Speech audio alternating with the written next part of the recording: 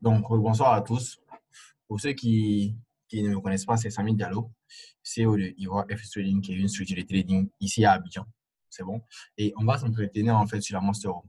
Donc, je vais aller brièvement expliquer c'est quoi la Monster Room. Donc, pour ceux en fait qui ne savent pas, c'est que la Monster Room, c'est une stratégie de trading. Donc, c'est un nom qu'on a donné à notre formation. Donc, il y a beaucoup en fait qui vont se dire, mais pourquoi Monster Room? Pourquoi un nom aussi bizarre? Donc, il y a eu plein de questions comme ça. Et sachez-le, en fait, c'est que c'est un nom, en fait, que je n'ai pas imaginé, que j'ai pas tardé à trouver, en fait. Donc, c'est un nom, en fait, que j'ai trouvé quelque part et j'ai mis ce même nom-là sur ma formation. Donc, sachez-le aussi, c'est que toutes les formations classiques de trading ne peuvent pas vous rendre rentable. Ça, c'est une réalité aussi.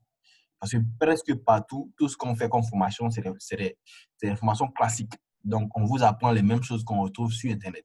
Donc, c'est-à-dire les bases du trading, en fait, avec tous les infos qu'il faut, avec les FIBO, avec tout ce qui est comme info en trading. On vous apprend tout. Mais ça ne peut pas rendre quelqu'un rentable. Ce qui rend rentable, c'est la stratégie de trading. Donc, c'est comment tu utilises toutes ces informations-là. Sinon, la formation classique que tout le monde fait, c'est les infos, en fait, qu'on donne.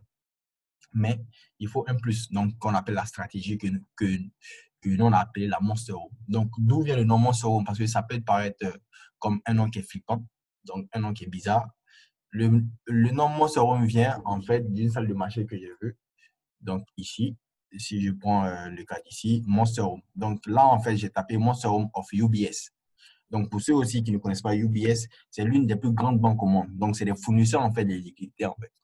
Donc, je vais aller directement parce que je me dis qu'il y a plein d'entre vous qui connaissent déjà c'est quoi le trading. Donc, ici, ils sont déjà essayés peut-être. Et je vais expliquer directement c'est quoi. Donc, le principe, c'est quoi? Sachez que par défaut, c'est quoi on appelle trading? C'est quand nous, ici, donc nous, traders, ici, donc supposons que nous sommes ici, on a le broker qui est un intermédiaire. Donc, on a le broker qui est un intermédiaire ici. Et ensuite, on a le marché qui est ici, si on veut. Donc, c'est cette relation-là qui fait que nous, on arrive à trader en fait. Parce que nous, on va envoyer des ordres à notre broker qui lui aussi va les transférer au marché, donc aux fournisseurs de liquidités. Donc, fournisseurs de liquidités, tels que UBS par exemple. Et eux aussi, lorsqu'on va devoir couper la position, ils vont devoir nous envoyer quelque chose qu'on appelle un résultat.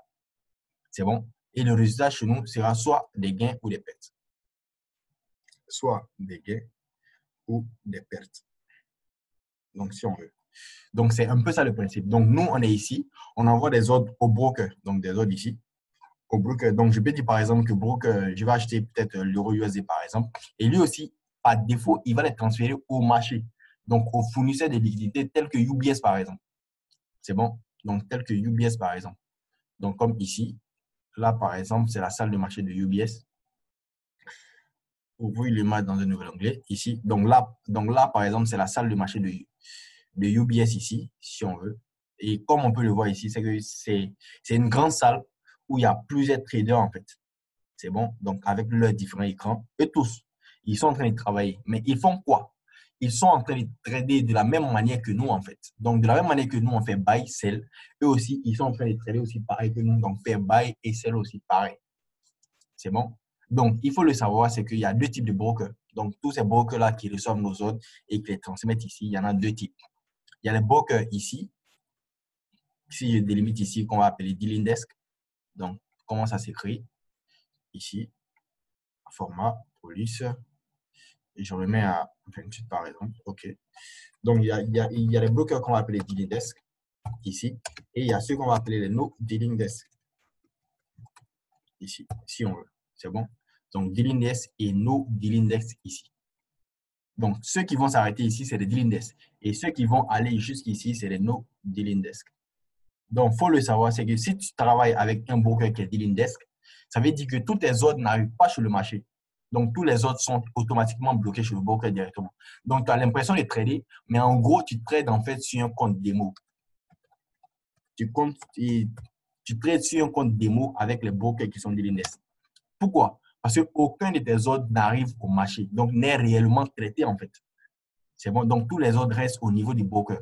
Et les conséquences, c'est quoi? C'est que quand tu gagnes, en fait, quand tu gagnes ici, c'est le broker en fait qui paye.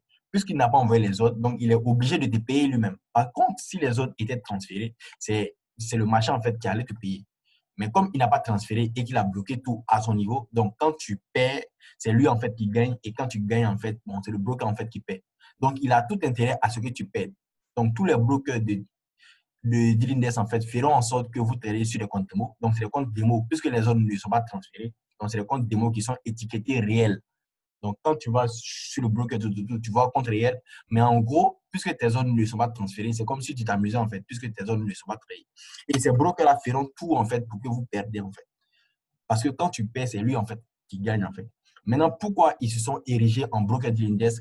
Parce qu'ils se sont rendus compte que 95% des traders perdent leur argent. Donc, c'est un peu ça aussi. Ils ont remarqué que 95% des traders perdent l'argent.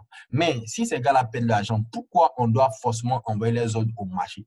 Pourquoi ne pas simplement garder les ordres ici, leur faire croire qu'on traite les autres et puis garder simplement leur argent lorsqu'ils perdent? Donc, c'est un peu ça qui les a poussés à être des brokers Dealindex. Donc, c'est un peu ça. Et ce genre de brokers-là, ils feront tout pour que vous perdez. Donc, très, très souvent, vous allez voir que sur votre graphique, il y a des mèches, il y a des bougies qui ne sont pas pareilles comme chez le voisin, par exemple. Donc, vous allez peut-être souvent vous réveiller et puis voir qu'il y a des positions qui sont coupées en stop loss. Pourtant, le prix n'est pas arrivé à un stop loss. Donc, ils vont devoir manipuler le marché, en fait. Et même pas le marché, ils vont manipuler le graphique. Puisque c'est eux, en fait, qui vous finissent le graphique avec leur base de données, avec leur serveur. Ils vont devoir peut-être manipuler à leur niveau pour que vous payiez, en fait, à chaque fois. C'est bon. Donc, ça, en fait, c'est les brokers, en fait, qui sont Dealindex. Donc, ça, c'est d'un côté. Et d'un autre côté, il y a les brokers qu'on appelle les no deal index ici. Donc, eux, en fait, c'est les brokers en fait, qui décident d'envoyer tous vos ordres au marché ici et de ne prendre que leurs commissions. Donc, ils vont juste prendre que, que des spreads, des commissions et souvent même des swaps.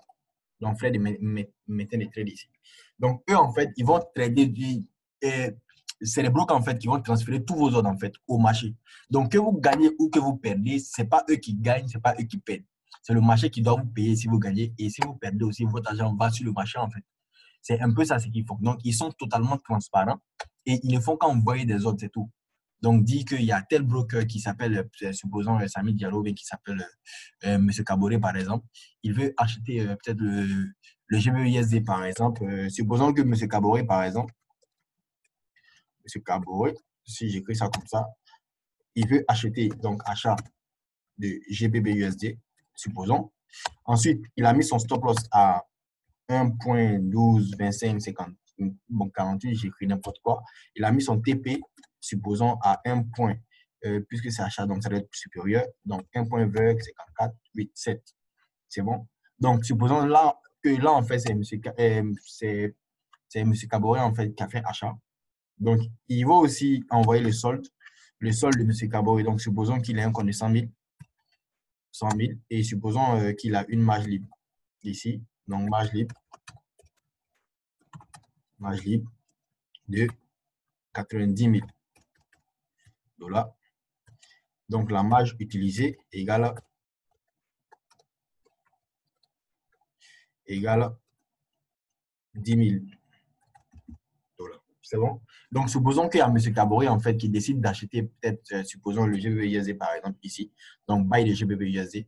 Donc, entre parenthèses, buy le GBBUSD ici. Et qui met son stop loss ici et son TP ici. Et le solde, il est à 100 000 $. Et ensuite, ici, la marge libre, c'est 90 000 et la marge utilisée, c'est 10 000 $. Donc, supposons. Donc, ce broker-là qui est no deal index ici, va transférer toutes ces infos-là au marché. Puisque c'est le marché, en fait, qui va devoir traiter les zones, en fait. Puisque ce n'est pas le broker qui traite, en fait, les zones, mais c'est plutôt le marché, en fait, qui traite les zones. Donc, ils vont devoir envoyer toutes ces informations pour chaque position. Donc, chaque position qu'on va vendre et prendre, en fait, toutes ces infos-là seront envoyées au marché ici. C'est bon. Maintenant, le X, c'est quoi? C'est que si je compare directement ces deux types de brokers, donc un broker deal index par rapport à un par rapport à un broker no deal index, c'est sûr que tout le monde ici va choisir les brokers qui sont no deal index parce que eux, en fait, ils ont une transparence claire sur le marché. Donc, je vous conseille même moi-même de choisir toujours des brokers qui sont no deal index. Donc, faites des vérifications toujours avant d'investir votre argent chez un broker. Ça même, c'est la base, en fait. Ça même, c'est la base. Donc, faites toujours des vérifications avant d'investir votre argent chez un broker. C'est bon? Donc, il faut toujours choisir des brokers qui sont no dealing desk parce qu'eux, en fait, ils ne seront pas obligés de manipuler les graphiques à leur niveau pour vous faire perdre, pour garder votre argent, mais ils vont toujours transférer vos ordres au marché ici.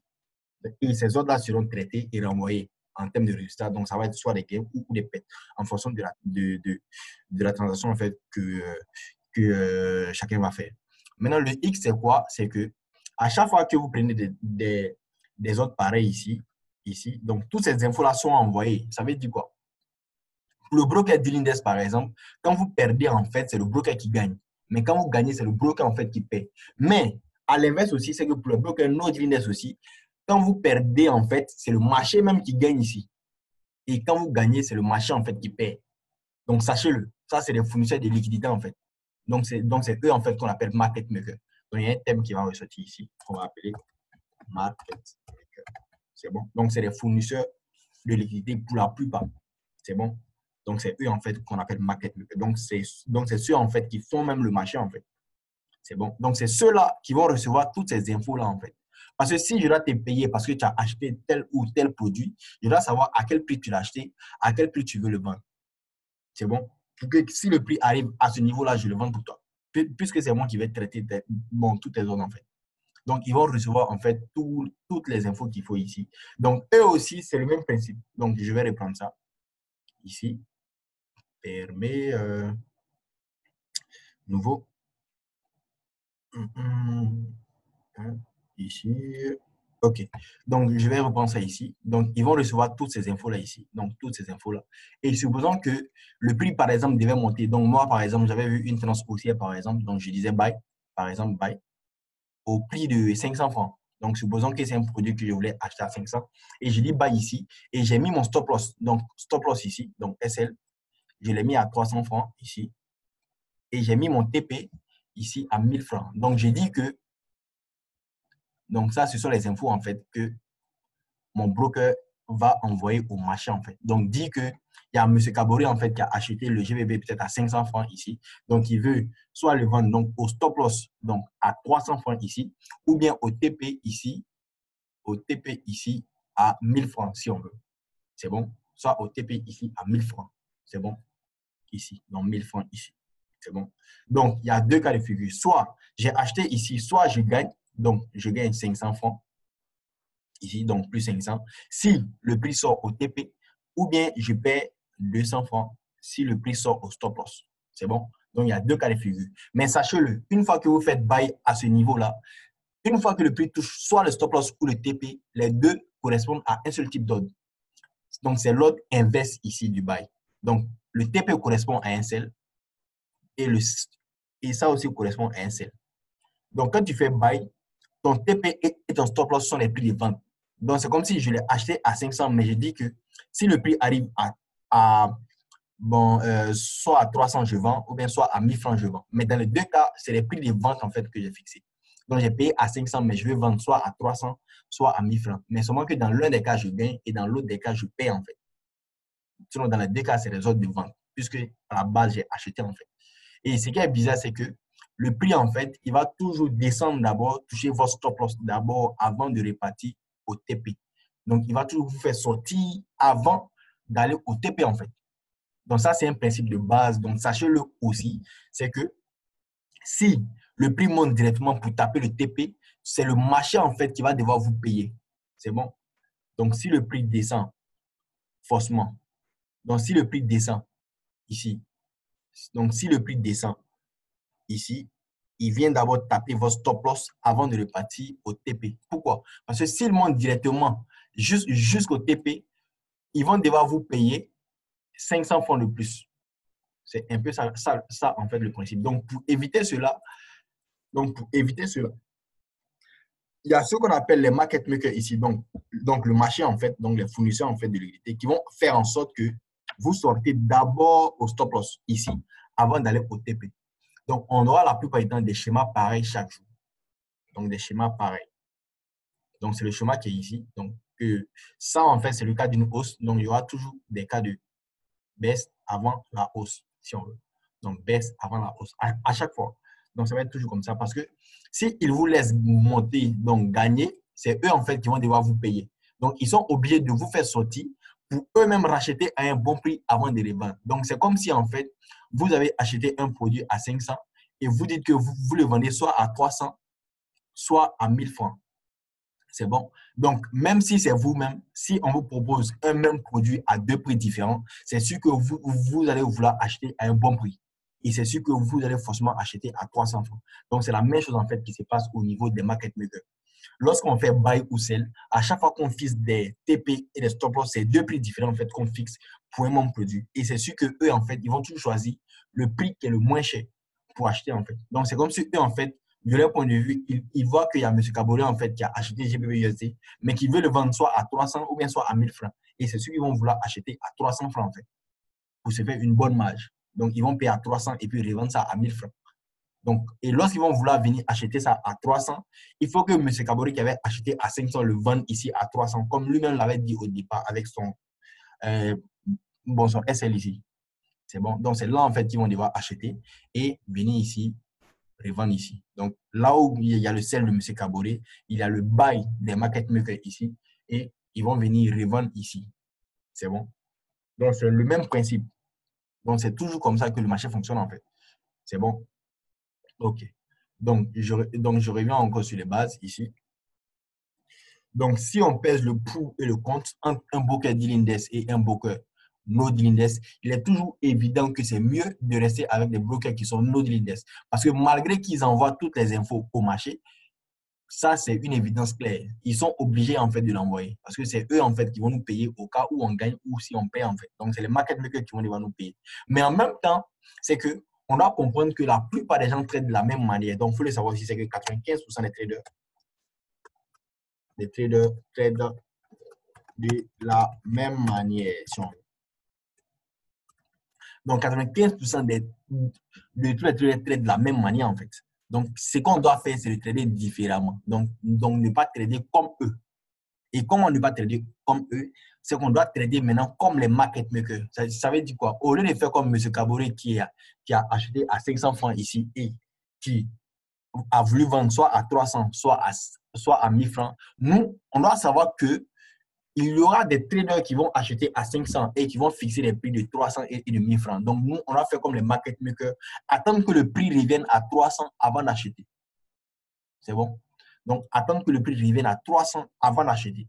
Donc, nous, on a tradé comme les market makers maintenant, c'est-à-dire que attendre que le prix baisse. Donc, là où M. Kaboré veut vendre à 300, nous, c'est là, en fait, qu'on va venir acheter et revendre ici à 1000 francs. Donc, au lieu de trader comme M. Kaboré, donc payer à 500 et puis vouloir vendre soit à 300 ou à 1000 francs, nous, on a tradé comme les market makers. Donc, ça veut dire que venir acheter soit à payer à 300 et puis revendre à 1000 francs. En fait. Donc, c'est un peu ce qu'on a fait.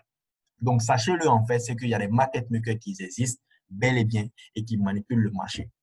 Donc, c'est un peu ça. Et ce n'est pas de leur faute. Pourquoi je dis que ce n'est pas de leur faute? C'est comme ce que je viens de dire.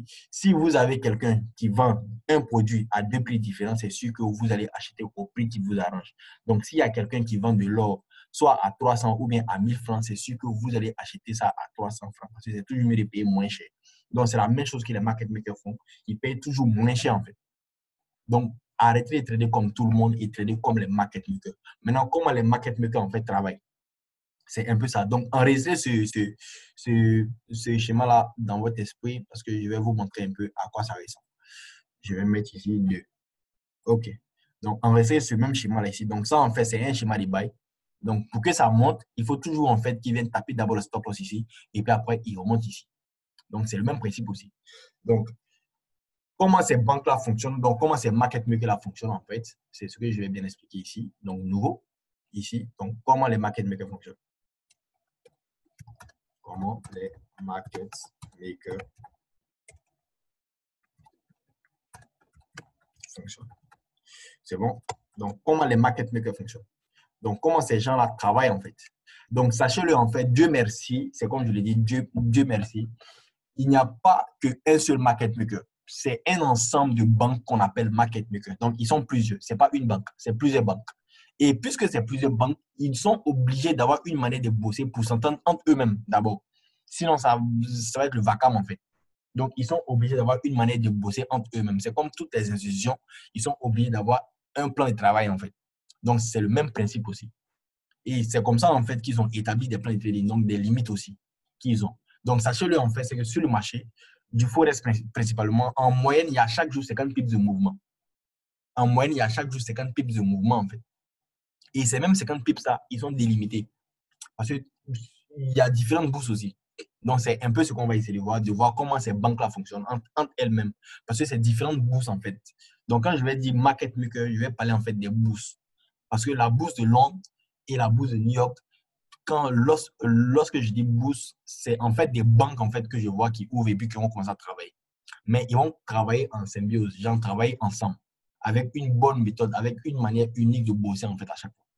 C'est bon. Donc, c'est leur manière de bosser, en fait, qu'on va essayer de voir maintenant. Donc, sachez-le, en fait, c'est que sur le marché, il y a différentes bourses, en fait, qui vont nous intéresser. C'est bon. Donc, il y a différentes bourses. Donc, il y a différentes sessions, si on veut. Et il y a 3 sessions, en fait, qui vont nous intéresser ici. Donc, il y a la session, en fait, de Tokyo, ici, si on veut. Donc, Tokyo, en fait, qui va débuter à chaque fois à 21h. Donc, la session de Tokyo commence à 21h. Donc, c'est la session asiatique, en fait, si on veut. C'est bon. Donc, c'est une session, en fait, qui commence à 21h. Il y a plein de gens, en fait, qui viennent trader sans même regarder l'heure. Donc, ils ne savent même pas on est à quelle session, c'est à quel moment qu'on doit trader, en fait. Ils viennent, ils traitent seulement. Dès qu'ils traitent ses supports de résistance, lui, c'est parti, en fait. Pourtant, le marché ne fonctionne pas. C'est pas comme ça, en fait, que ça fonctionne. Toutes les bougies, donc tout le graphique que vous voyez, en fait, c'est les banques, en fait, qui font bouger le marché. Donc, le mieux, en fait, c'est de comprendre comment ces banques-là travaillent, en fait. C'est bon. Donc, comme j'ai dit, il y a la première session qu'on va prendre en compte, qui est la session de Tokyo. Donc, il concerne seulement les devises asiatiques. Et il y en a 3 principalement qu'on va voir. C'est le Japan Yen, ici. Ensuite, il y a le AUD et il y a le NZD. Donc, ce sont ces sessions-là qui vont nous intéresser si on veut. C'est bon? Donc, Japan Yen, le AUD et puis le NZD. Donc, il est inconcevable que quelqu'un qui est bon en trading puisse venir, supposons peut-être à minuit, donc disons à minuit ici, donc durant la session de Tokyo ici, donc venir à minuit et puis venir trader Euro-USD en fait. Donc ça n'a pas de sens en fait. Donc ça n'a pas de sens de venir trader Euro-USD durant la session de Tokyo en fait, parce que ça n'a pas de sens. Parce que durant la session de Tokyo, Euro-USD ne va même pas bouger en fait. Et si tu ne sais pas, tu vas vouloir trader Euro-USD peut-être parce que bon, tu as fait des pertes, donc tu veux rattraper et autres. Et tu vas devoir être en train de perdre encore sur le marché parce que durant la session de Tokyo, Euro-USD ne va jamais bouger. Parce que ce n'est pas sa session en fait. Parce que les banques asiatiques s'en foutent de l'euro et du USD en fait. Donc, ils ne vont ni acheter ni vendre. Ils vont plutôt acheter des Japaniennes, des AUD et des NZD. Donc, c'est eux en fait qui vont bouger. Donc, si vous voulez déjà trader durant la session de Tokyo, mettez l'accent sur les devises asiatiques en fait. C'est bon. Et même quand vous faites des plans en fait, mettez toujours des devises asiatiques durant leur session en fait. Et Dieu merci ici, c'est que c'est seulement 3 devises qui sont concernées. Et ces 3 devises-là dépendent encore, donc n'ont pas une forte valeur face aux devises européennes ou bien américaines, en fait. C'est bon? Donc, la plupart du temps, elles sont dirigées par ces devises-là. Donc, la plupart du temps, on dit que durant Tokyo, il n'y a rien. Donc, il y a toujours des consolidations, en fait. C'est bon? Donc, durant Tokyo, la plupart du temps, il n'y a que des consolidations. Sauf en cas de news. Donc, c'est quand il y a des news sur les devises asiatiques qu'on se retrouve avec des mouvements dans la session de Tokyo sur ces différentes paires-là. C'est un peu ça. Donc, tu ne vas jamais voir un euro USD qui est en train de bouger durant Tokyo, en fait. C'est pas possible. Il n'y a pas moyen, en fait. C'est bon? Donc, chaque devise a sa session aussi. Donc, chaque paire de devises aussi a sa session. Donc, ce n'est pas la peine de venir trader euro USD durant la session de Tokyo. Donc, entre 21h et 5h du matin. Donc, ce n'est même pas la peine. C'est bon? Donc, c'est la session qui est la plus simple. Donc, on ne va même pas trader parce que nous, on dort déjà. Parce qu'après les 21h, ce n'est même pas la peine de venir encore sur le marché. Donc, il y a 2 sessions, en fait, qui vont nous intéresser, en fait. Donc, comme la session du long, ici. Donc, il débute à 8h, ici, à 8h ici. Donc, qui va concerner presque toutes les paires de devises, en fait. Donc, presque toutes les paires de devises. Donc, il n'y a pas de limite, en fait. Donc, elle va concerner presque toutes les paires. Donc, même USD Japan est concerné. USD AUD est concerné. Non, AUD USD, pardon, est concerné, en fait. Même NZD USD aussi est concerné, en fait. Donc, presque toutes les paires sont concernées, en fait. Donc, c'est Londres et New York, en fait, qui vont nous intéresser ici. Et New York. C'est bon. Donc, New York aussi, qui va débuter à 13h. C'est bon. Donc, ce sont les 2 sessions, en fait, qui vont nous intéresser, en fait. Donc, c'est durant ces sessions-là qu'on va travailler, en fait. Donc, ce n'est pas la peine de venir durant la session de Tokyo dire qu'on va trader EUSD, par exemple. C'est bon? Donc, maintenant, comment ces deux sessions aussi fonctionnent, c'est qu'il faut savoir que l'on, il a différents cas qu'il est possible d'avoir durant la session de l'on. Nous, en fait, c'est comme ça qu'on bosse. On ne bosse pas avec des supports, des résistances ou bien des... Non. On remarque juste les sessions et puis on s'est dit que les banques qui sont ici feront ça et les banques d'ici aussi feront ça. Donc, c'est un peu ça. Donc, durant la saison de l'on, il est possible d'avoir deux cas. Fois deux cas. Donc, les deux cas qui sont simples, c'est-à-dire que il est possible que durant la saison de l'on, on ait seulement un false move. Donc, le faux mouvement seulement. Donc, supposons que, donc, lorsque je vais dessiner, la première case va concerner seulement Tokyo. C'est bon? Donc là, on parle de Tokyo. Donc, Tokyo, je vais toujours faire signe de consolidation ici. Et l'espace qui est entre la première case et la deuxième case, c'est Londres. Et la deuxième case, c'est New York, si on veut. C'est bon? Donc, ici, donc, supposons qu'on est en tendance baissière ici, donc baisse ici. Ce qu'on appelle false move ici, donc durant Londres, c'est que le prix va monter ici. Donc, au lieu de descendre, le prix va monter parce que la grande tendance, c'est la baisse. Mais durant Londres, le prix monte. Donc, il est en train de faire un false move, en fait. Donc, un false move, c'est un mouvement, en fait, qui est contraire à la tendance, en fait. Donc, au lieu de descendre, le prix monte. C'est bon? Donc, durant Londres, il est possible d'avoir et le false move seulement ou le false move ici.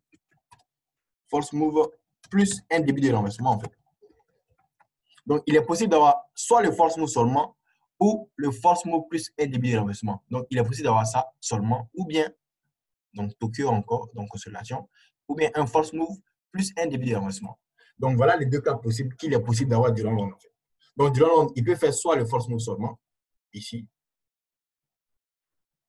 ou bien le false move plus un début de renversement, si on veut. C'est bon? Donc, ce sont les deux cas possibles durant Londres, en fait. Et il est dit aussi que durant Londres encore, donc durant le false move ici, il est possible que l'ADR soit atteint ou ne soit pas atteint. C'est bon? Donc, soit l'ADR il est atteint ou bien il n'est pas atteint en fait. C'est bon? Donc, soit l'ADR il est atteint ou bien il n'est pas atteint. Donc, c'est quoi l'ADR ici? Donc, ADR c'est quoi? ADR pour ceux en fait qui ne savent pas, c'est Average Daily Range. Donc, c'est le mouvement journalier d'une paire de devises, en fait. Donc, l'ADR, en fait, c'est un outil, en fait, qui est sur le graphique, qui va calculer, dit que les 14 jours passés, le marché a bougé de 50 pips en moyenne. Donc, aujourd'hui encore, il est possible que le marché bouge de 50 pips. Donc, c'est un peu ça l'ADR. Donc, il va calculer le mouvement moyen des jours passés et appliquer la même chose. Donc, il dit qu'aujourd'hui encore, il est possible hier, en fait, 50 pips de mouvement, en fait. Donc, c'est un peu ça le principe. C'est bon? Donc, on pourra dire encore que ici, soit il va atteindre l'ADR, donc il va toucher l'ADR ici, ou bien il ne va pas toucher l'ADR. Donc l'ADR sera plus haut que ça. Donc il n'a pas touché l'ADR. Donc si aujourd'hui il devait faire peut-être 50 pips, supposons qu'il a fait seulement peut-être 30 pips et puis il a commencé à renverser. Donc l'ADR n'est pas encore atteint. Par contre, si ici, bon, supposons que c'est encore 50 pips et qu'il a déjà fait les 50 pips, donc il a atteint en fait l'ADR. C'est bon? Donc c'est un peu ça ce que veut dire l'ADR en fait. Donc, ce sont les deux cas possibles qu'il est possible d'avoir durant Londres ici. Donc, Londres, il peut faire soit le false move seulement durant Londres et durant New York, faire le vrai mouvement ou bien faire le false move plus un début de renversement durant Londres.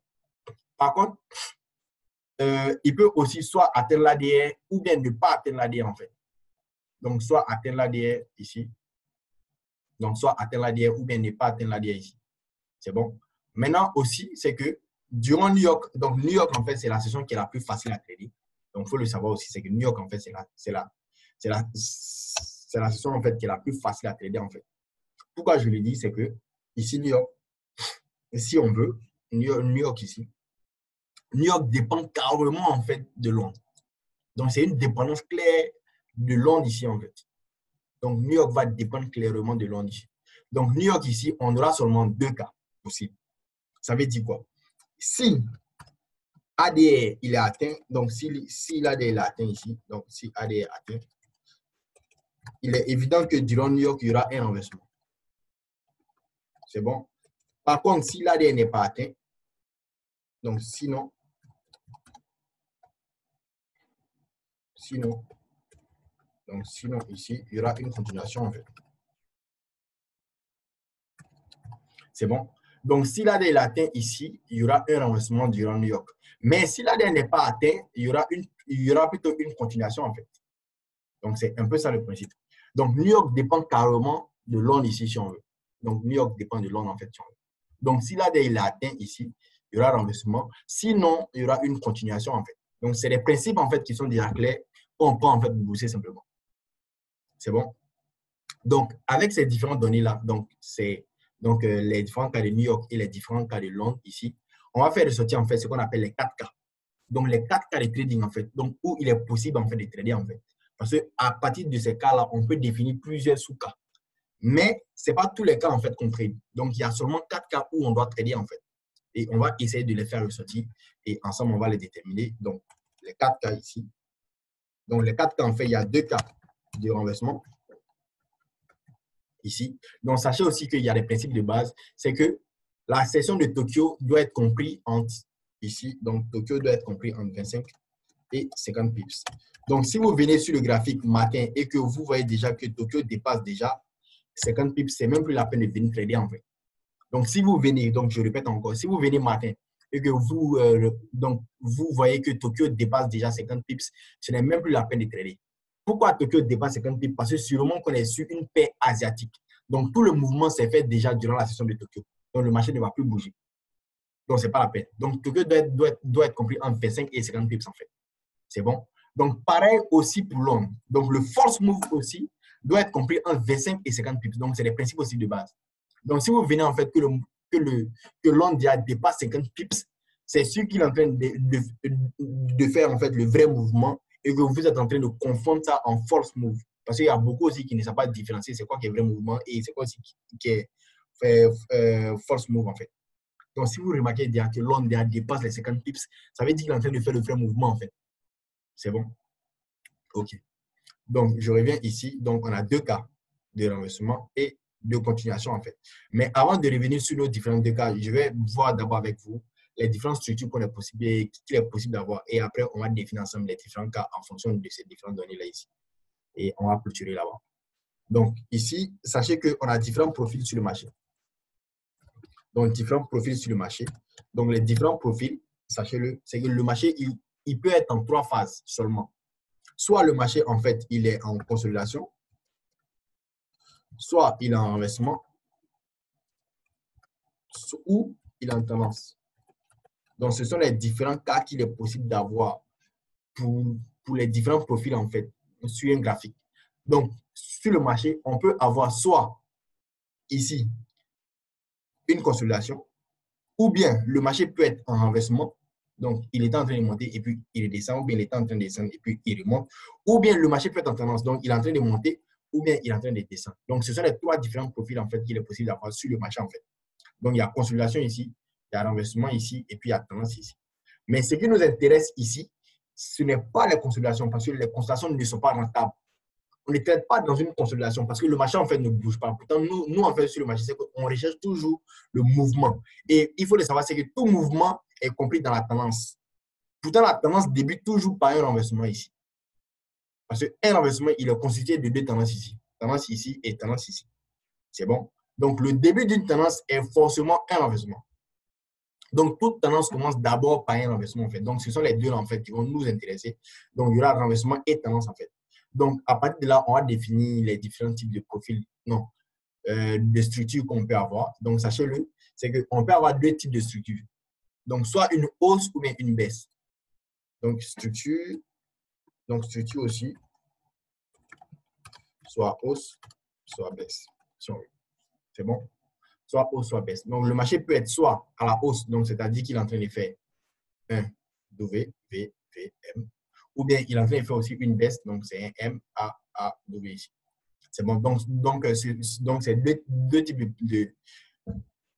types de structures qu'on peut avoir. Donc, pour la hausse, c'est WVVM, et pour la baisse, ici, c'est MAAW. C'est bon? Ici. Donc, pour la hausse, c'est WVVM, et pour la baisse, c'est la structure de MAW ici. C'est bon. Et il y a différents niveaux à l'intérieur, en fait. Donc, niveau 1, niveau 2 et puis niveau 3. Et là, en fait, c'est les stop lines. Donc, c'est les stop lines. Donc, niveau 1, niveau 2 et puis niveau 3. Donc, sachez-le, en fait, tout ce qu'on appelle stop lines ici. Donc, c'est cela, en fait, c'est les stop lines. Donc, voilà comment est-ce qu'on écrit stop lines. Ici, c'est les chasses au stop. Donc, tous vos stop loss seront ici. Donc, ils feront en sorte de d'abord venir taper les stop loss avant de repartir à la hausse. Donc, même s'ils doivent monter, ils doivent d'abord taper votre stop loss ici. Donc, stop loss ici. Donc, on tape encore les stop loss ici. Donc, pareil encore ici, on tape tous les stop loss ici et on les tape encore ici. Donc, c'est un peu ça, en fait, le principe. C'est bon? Donc, sachez-le, en fait, c'est que pourquoi on ait une structure de baisse, par exemple, le marché était forcément à la hausse avant. Et supposons que les banques, en fait, ont 1000 milliards de dollars, elles sont obligées d'injecter beaucoup pour renverser ce mouvement-là, en fait. Donc, elles vont injecter peut-être, supposons, la moitié même de l'argent, donc 500 milliards ici, pour qu'on casse la structure qui est ici. C'est bon? Donc, pour repartir à la baisse. Donc, ils vont faire le niveau 1 avec un mouvement qui a été fabriqué, en fait, ici. Et après ça, ils vont faire un stop line pour taper les stop line de tous ceux qui ont vu la cassure et qui ont fait celle. Donc, tous ceux qui ont fait celle ici, ils vont devoir taper leur stop loss ici avant de repartir à la baisse.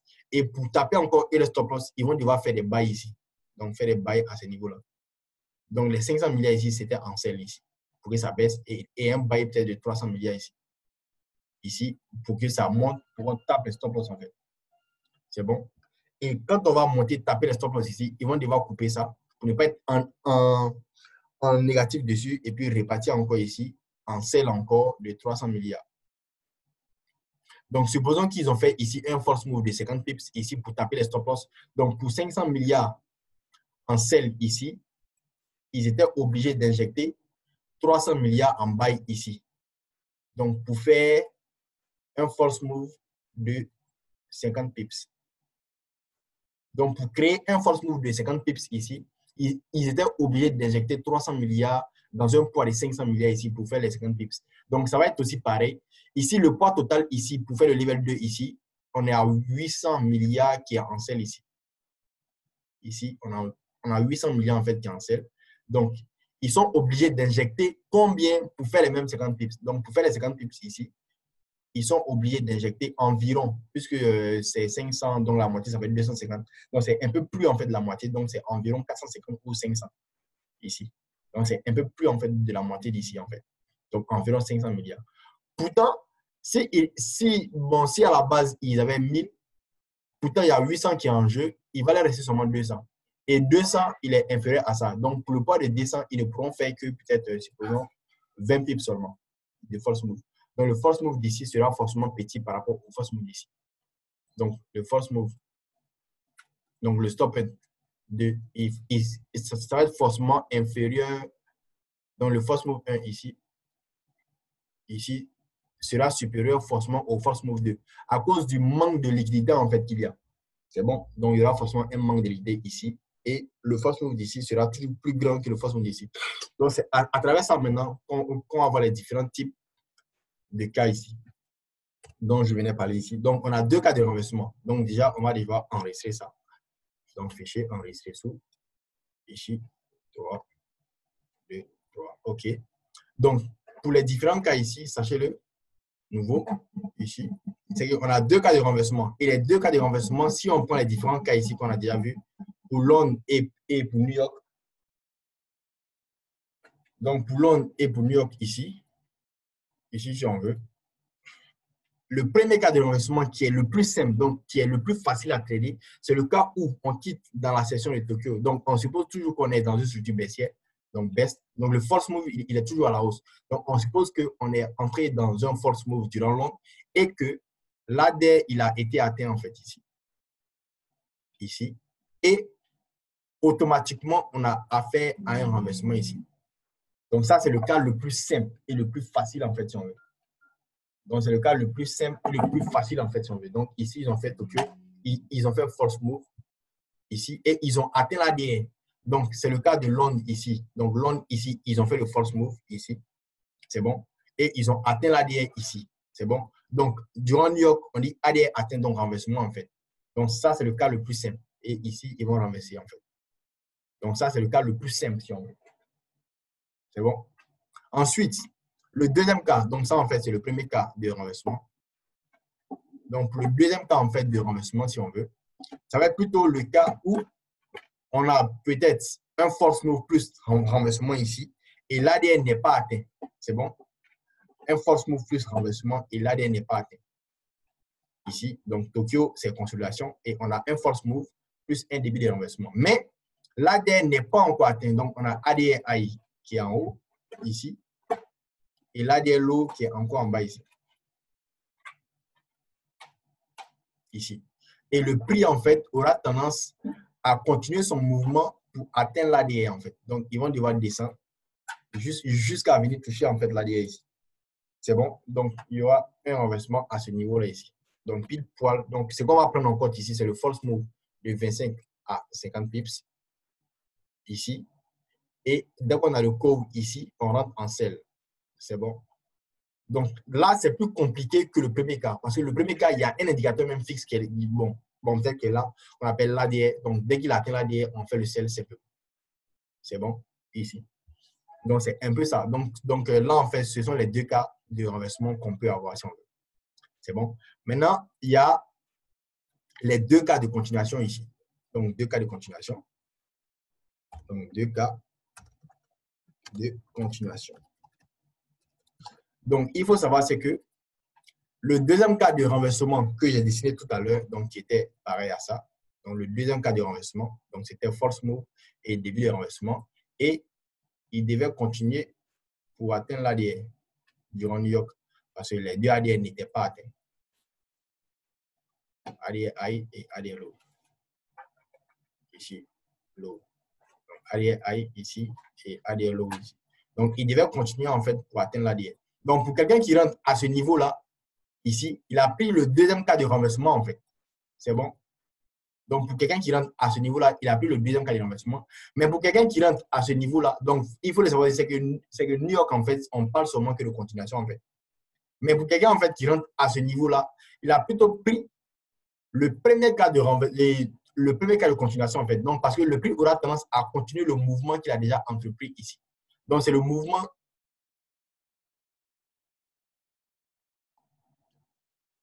Donc, je réponds ici encore. C'est que ici, en fait, pour celui en fait, qui prend à ce niveau-là ici, c'est qu'il est rentré en fait dans le deuxième cas de renversement. Par contre, pour celui en fait qui rentre au début de New York ici, il a pris en fait le premier cas de continuation en fait. Dans le cas où il continue le mouvement qu'il avait déjà entrepris durant la session de Londres ici en fait. Donc là en fait c'est le premier cas de continuation en fait.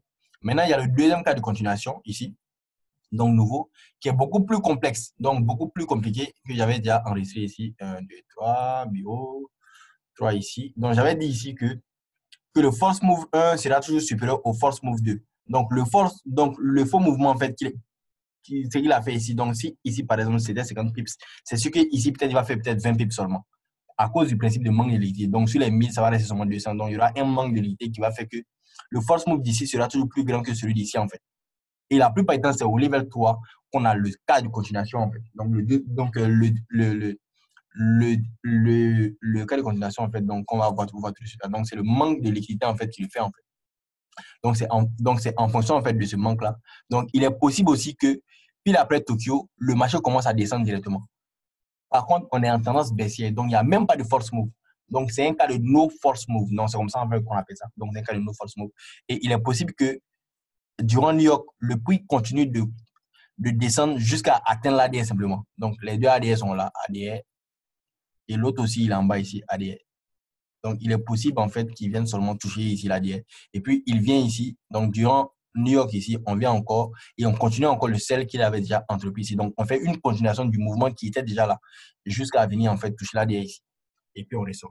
Donc, ce sont là, en fait, les différents cas. Donc, les 4 cas, en fait, qu'on devait voir, en fait. C'est bon? Donc, tout ça, en fait, c'est bien beau, mais je veux essayer de vous montrer ça, en fait, sur un graphique. Donc, à quoi vraiment ça ressemble avec les ADR et autres. Donc, si c'est possible. Donc, si on veut, par exemple, ici, c'est un cas. Ici. Donc, pour ceux, en fait, qui veulent voir ce qu'on appelle ADR, en fait, voilà, c'est ici. Donc, sur le graphique, en fait, c'est les tirés rouges, en fait. Donc, ADR A ici. Donc, il y a son prix aussi, 1,77 172 et l'ADL low ici 1.73 832. Donc, sachez-le en fait que c'est un outil en fait qui va se positionner de façon automatique. Donc, vous n'aurez pas à le placer en fait. Donc, il va se passer de façon automatique tout seul. C'est bon. Et ce que j'appelais en fait session de Tokyo. Donc, comme j'avais déjà fait ici, donc session de Tokyo ici. Donc, tout le temps, je dessinais ici la première case ici. Et je disais que ça, en fait, c'est Tokyo. C'est bon. Donc, Tokyo ici. Et là, en fait, c'était New York. Et au milieu, en fait, c'était London. Donc, c'était ce que je vous disais. Donc, sur le graphique, voilà à quoi, en fait, ça ressemble. Donc, ici, voici Tokyo, en fait, qui est dans la première case ici. C'est bon. Donc, Tokyo est ici. Londres, c'est ce mouvement-là ici. Et New York commence, voilà sa case ici, en fait. Donc, New York commence dans la zone ici et il continue, en fait, son mouvement. Mais là, en fait, ce n'est pas la fin de New York, mais c'est plutôt la fin de Londres, en fait, qui est là. Parce que New York continue encore jusqu'à 20h, je pense. C'est bon. Parce que toutes les sessions durent du 8h, je pense. 8h. Donc, c'est de 9h à 17h à chaque fois. C'est bon. Donc, dans les différents pays, c'est de 9h à 17h qu'ils commencent le boulot et qu'ils finissent aussi le boulot. Donc, au Japon, ils vont aller au boulot à 9h et finir à 17h. Donc, pareil aussi à Londres et puis à New York. C'est bon. Donc, ici, on a Tokyo ici qui est là. Donc, toujours consolidation. Et après, il y a le force move, donc le faux mouvement pour atteindre l'ADI ici. Et pile poil, on renverse en fait le prix et puis on continue le mouvement ici. Donc là, en fait, si on veut bien remarquer, c'est un cas à la base de renversement en fait. Donc, c'est un premier cas de renversement ici. Donc, ce sont les mêmes schémas en fait qui vont se passer chaque jour que Dieu fait. Donc, chaque jour, on va avoir affaire à la même chose. Donc, tout le temps. Donc, pareil encore ici, c'est qu'on a Tokyo ici. Donc, consolidation. Donc, tout le monde le voit que ça ne bouge pas vraiment durant Tokyo. C'est bon. Et puis après ça, lorsque Londres commence ici, on a affaire à un force move, donc à un faux mouvement vers le bas d'abord. C'est bon. Et dès qu'on descend, on commence après le vrai mouvement et puis on repart à la hausse. Donc, il y a toujours ce force move là pour taper tous les stop loss d'abord. Et si on le sait, on ne va pas faire comme M. Kabori si on veut. On va plutôt venir ici. Donc, au lieu de faire comme M. Kabori, donc dit que il va acheter ici et vendre peut-être à 300 ou à 1000 francs ici. Parce que M. Kabori, en fait, il va faire buy ici, donc il va acheter à ce niveau-là. Par contre, nous, on va acheter là où il y a le stop loss de M. Kabori, en fait. Donc, TP. Donc, au lieu de payer ici et puis espérer que ça monte directement ici, nous, on va attendre que ça vienne au stop loss de M. Kabori ici et puis après renvoyer ça vers le haut ici. Donc, faire le buy lorsqu'on est au plus bas. Donc, c'est quand on vient faire sortir les traders qui traitent de la même manière ici que nous, on rentre en fait. Donc, pile poil en bas. Donc, ici, à vrai dire. Donc, c'est quand les traders sortent de leur position que nous, en fait, on doit rentrer ici pour prendre des gains, en fait. Donc, c'est le même principe chaque jour. Donc, pareil encore ici, Tokyo, c'est la même chose encore. Donc, consolidation ici, donc, on remonte. Donc, on remonte ici. Donc, ici, dès qu'on remonte ici en false move, nous, on rentre pile poil ici et puis on redescend avec le prix, en fait. Bon, donc, voici les deux ADR low et ADR high. Donc, une fois que les deux ADR sont atteints, ça va devenir rouge, en fait. Donc, ça veut dire qu'on n'a plus rien à attendre du marché, en fait. Donc, tout le mouvement est déjà fait. Donc, c'est maintenant, en fait, qu'on prend nos bénéfices, en fait, et puis on sort. Donc, c'est encore le même principe. Donc, chaque jour, si vous remarquez même, c'est que c'est la même chose qui se répète. Chaque jour que Dieu fait, c'est la même chose qui se répète. C'est toujours Tokyo consolidation ici, donc il n'y a toujours rien ici. Et dès que l'autre commence, c'est dans le force move, en fait. Et pile poil ici, on renverse et puis on commence, en fait, le vrai mouvement du jour. C'est bon? Donc, c'est le même principe à chaque fois. Tokyo ici, donc force move ici, donc pile poil ici. Donc, nous, on rentre encore après le force move ici, en buy, et on remonte en fait avec le vrai mouvement. Donc, je peux passer des heures à dire la même chose. Et bon, là même, par exemple, c'est un cas. Donc, là, en fait, c'est le deuxième cas de continuation ici qu'on avait déjà vu. Donc, deuxième cas de continuation ici. Donc, on avait dit Tokyo ici.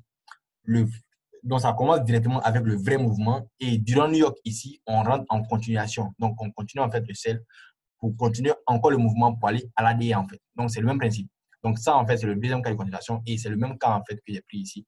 Donc, c'était toujours Tokyo ici. Le vrai mouvement continue ici. Donc, moi, pile au début de New York, ici, moi, je rentre en sell pour continuer le mouvement, en fait. C'est bon. Donc, ça, en fait, c'est le troisième cas de continuation. Donc, c'est la même chose qui va se passer chaque jour. Donc, encore ici, il y a Tokyo ici, donc consolidation.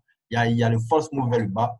Donc, 1, 2, 3. Donc, free time, 1, 2, 3 ici. On fait encore le buy ici. Donc, dès qu'il atteint la D, et puis il renverse encore pour aller dans le bon sens. Parce qu'à chaque fois qu'il va atteindre la D dans le faux mouvement, il va toujours renverser. Donc, là, en fait, c'est le premier cas de renversement, en fait. Donc, c'est le premier cas de renversement qu'on a vu. Donc, premier cas de renversement. Donc, dans les deux cas de renversement, c'est le premier cas, en fait, qui est là.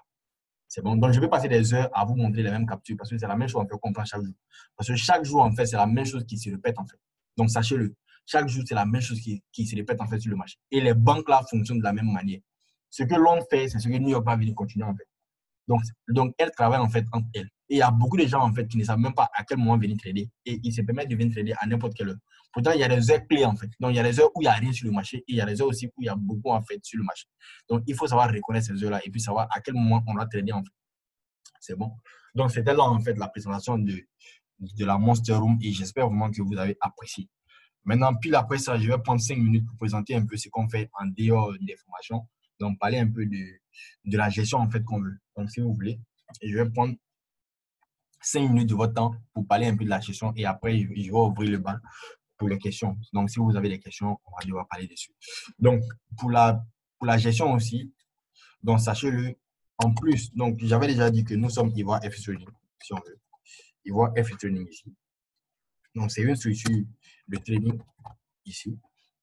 Ici. Donc, on existe depuis pas vraiment longtemps parce que c'est les gens en fait qui nous ont emmenés à vraiment ressortir en fait. C'est les gens en fait qui, après avoir vu les résultats, voulaient forcément apprendre les autres. Donc, c'est un peu ça. Donc, il y a Ivoire FX Trading qui est là. Et nous, on a deux types de services en fait. Donc, il y a la formation en fait qu'on fait et puis aussi, il y a la gestion. Donc, actuellement, on est en train d'être axé en fait sur la gestion en fait parce que la formation, on est en train de délaisser en fait. Et après, même, ça va être des étudiants en fait qui vont gérer ça. C'est vrai que ça va toujours rester, mais ça sera plutôt géré par des étudiants en fait parce qu'on a des étudiants en fait qu'on a coachés, qu'on a pris vraiment qui sont vraiment très bons actuellement. Donc, ils arrivent à faire des profits vraiment énormes en fait. Donc, c'est sur eux en fait qu'on va reposer la boîte. Donc, confier après pour la gestion en fait. C'est bon? OK. Donc, pour la gestion, en fait, sachez-le, c'est que nous, on fonctionne sous forme de PAM. Donc, on ne fait pas, en fait, d'investissement. Donc, ça veut dire quoi? On ne fait pas d'investissement, ça veut dire qu'on ne prend pas votre argent en vous promettant des pourcentages chaque mois, comme beaucoup de structures, en fait, l'ont fait. C'est bon? Donc, on ne va pas prendre votre argent pour dire que chaque mois, tu as 10%, ou tu as 20%, ou tu as 40%. Non, ce n'est pas ce qu'on fait. Parce que ça veut dire c'est interdit par la loi. Par contre, la gestion, il est totalement légal. Et puis, il est totalement transparent, en fait. C'est bon? Mais il est sûr qu'on ne peut pas gérer le compte de tout le monde en même temps. Parce que s'il y a peut-être dit qu'on est trading, que je dois trader en fait, par exemple, dessus, je dois faire buy ici, puis refermer encore, faire buy ici, puis encore refermer, encore faire buy ici. Ça va être vraiment compliqué. Donc, le système en fait qu'on applique, en fait, c'est le système de gestion PAM, si on veut. Donc, c'est ce qu'on appelle PAM. Donc, pour ceux en fait qui ne savent pas aussi c'est quoi PAM ici, donc lorsqu'on fait des recherches sur le mot PAM ici, donc PAM système ici, donc système de PAM, on va se rendre compte qu'il y a des images pareilles qui seront expliquées. Ici, ouvrir l'image dans un nouvel clé. Donc, j'ouvre ça. Donc, j'ouvre ça ici.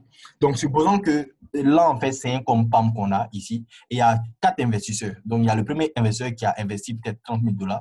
L'autre, il a investi 5 000 $. Et l'autre, il a investi 15 000. Et l'autre, il a investi 50 000 $.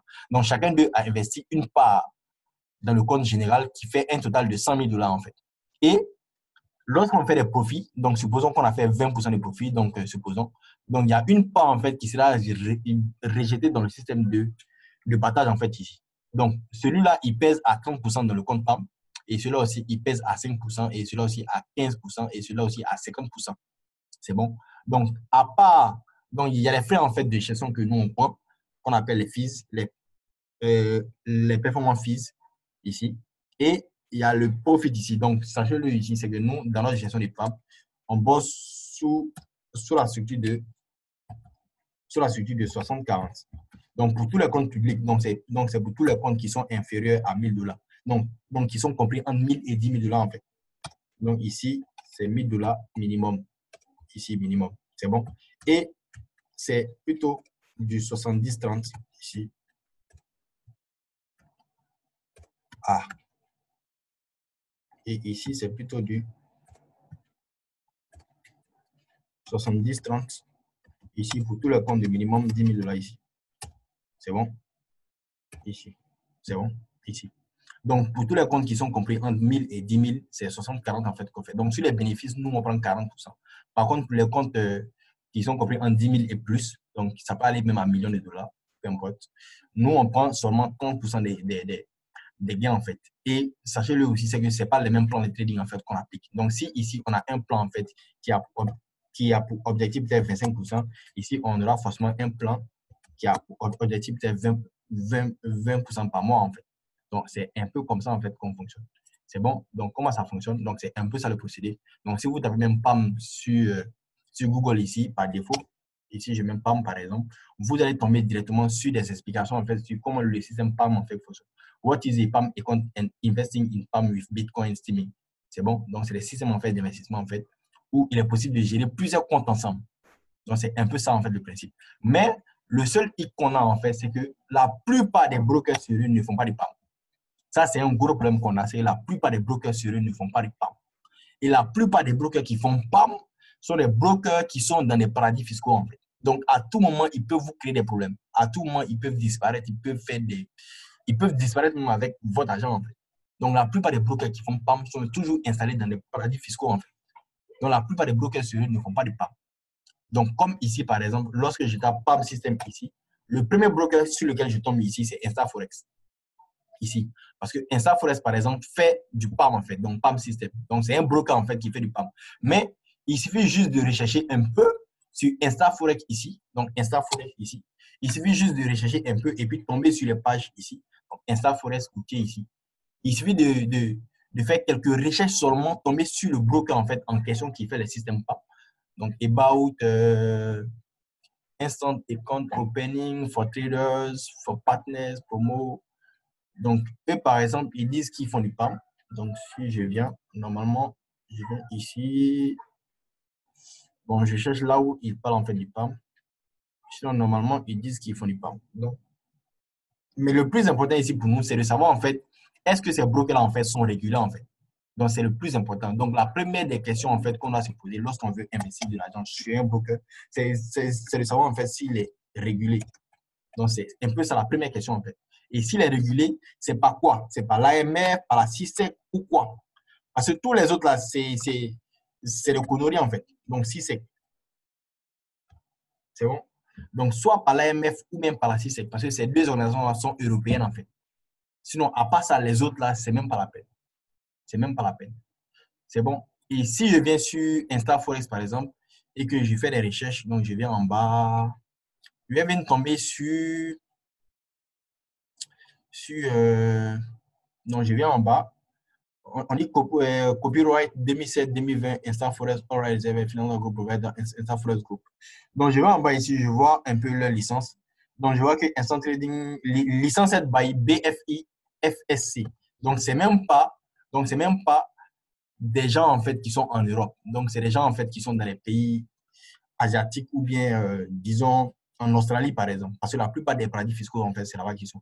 Donc, BFI, donc BVI et puis FCS, moi je ne les connais même pas.